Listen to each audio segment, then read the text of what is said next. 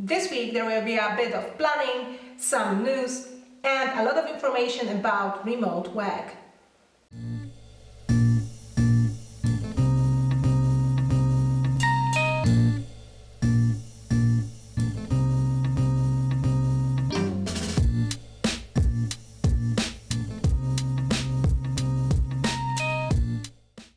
I'm planning the new year when it comes to code, video, and my challenges. Prior planning prevents poor performance. It's Tuesday in the evening, the whole day today I devoted to editing the article. It will be about the code blog. The article will be available in freeCodeCamp Medium publication.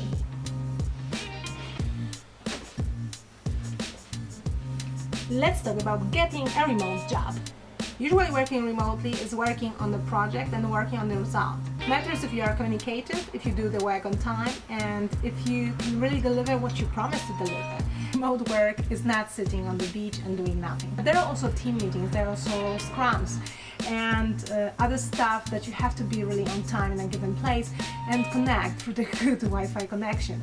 Some people say that it's really not for code movies because you cannot learn from developers who are senior developers. But it depends really on the team, on the relationships. Working remotely doesn't mean that you have to be like a digital nomad. You can do it your way. It's the beginning of the year, the first week, and because I was planning a lot and also summarizing a lot, I also was interested what was the top topic that we talked on freeCodeCamp. And interestingly, majority of the top topics are about getting a developer job.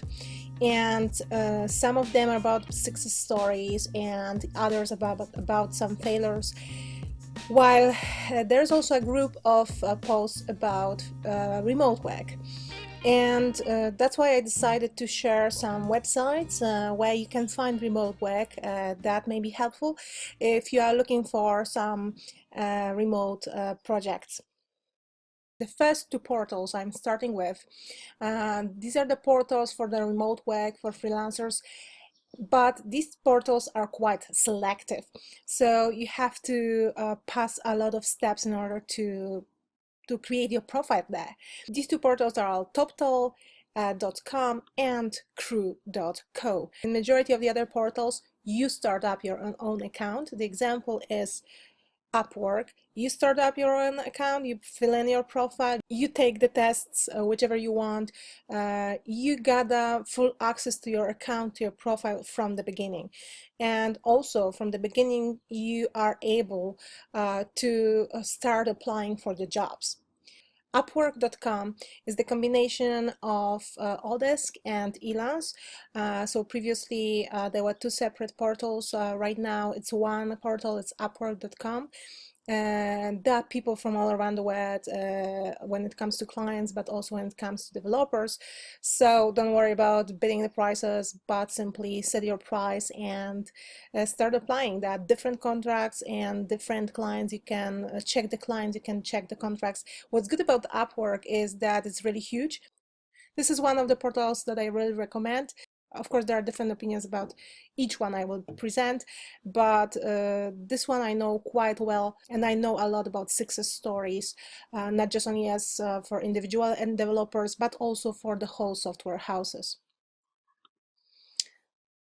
The next one is jobs.remotive.io. You can, of course, categorize here the kind of work.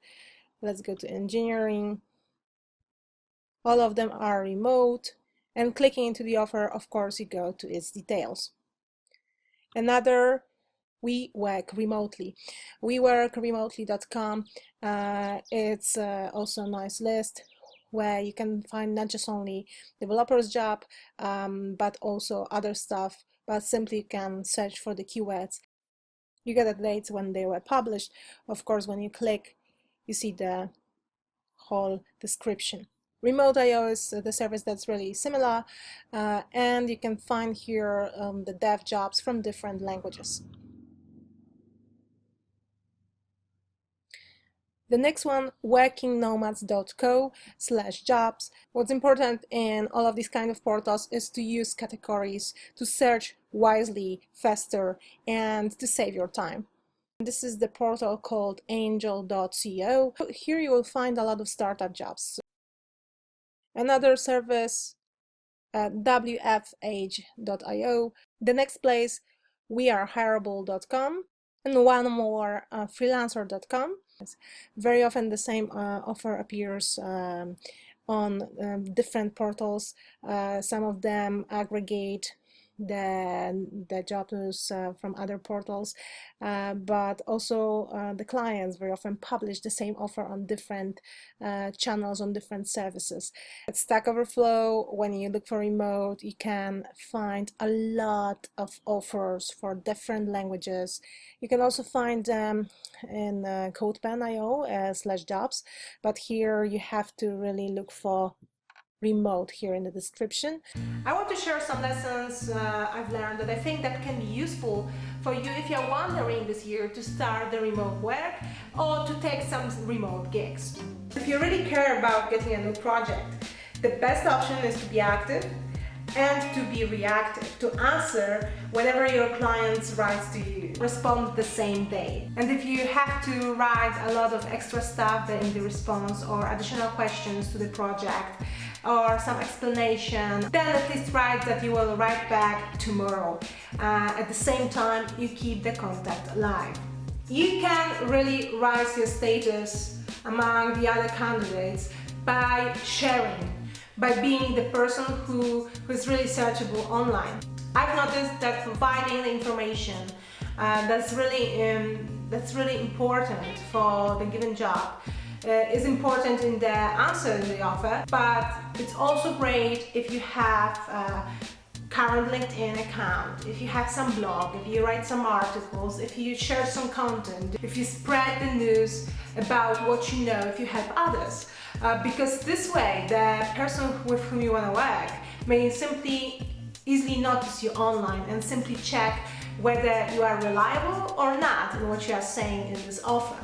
In the majority of these portals, you can also create your accounts, your profiles, and add your portfolio items or additional links, additional resources about you. Don't omit it. Whether at the tests, you can also take the tests. Some of them, like on Upwork, in my opinion, they are very theoretical one, but at the same time, there are some people, there are some clients that look at your profile, at these portals, really from the top to the bottom. So if you have an empty account, if you don't have any references, if you don't have any portfolio items, if you don't have any information about you, about what you did so far, why you, not the other person, is the best person for the project, they simply may go to the next candidate. Yes, it's a kind of work, it takes time to prepare it, but later you can use the same content on the other portals, because usually the questions repeat. When preparing your profile, you can do a lot of copy and paste from LinkedIn, from other portals that you are already in. It's not the same when applying to the offers. Treat clients individually.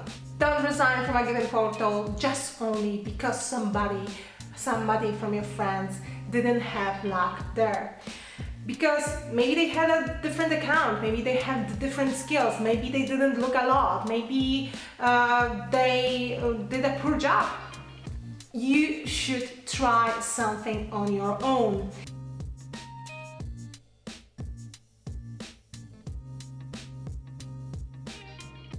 I got one big news for you. I started uploading my content, uploading my vlogs to freeCodeCamp YouTube channel.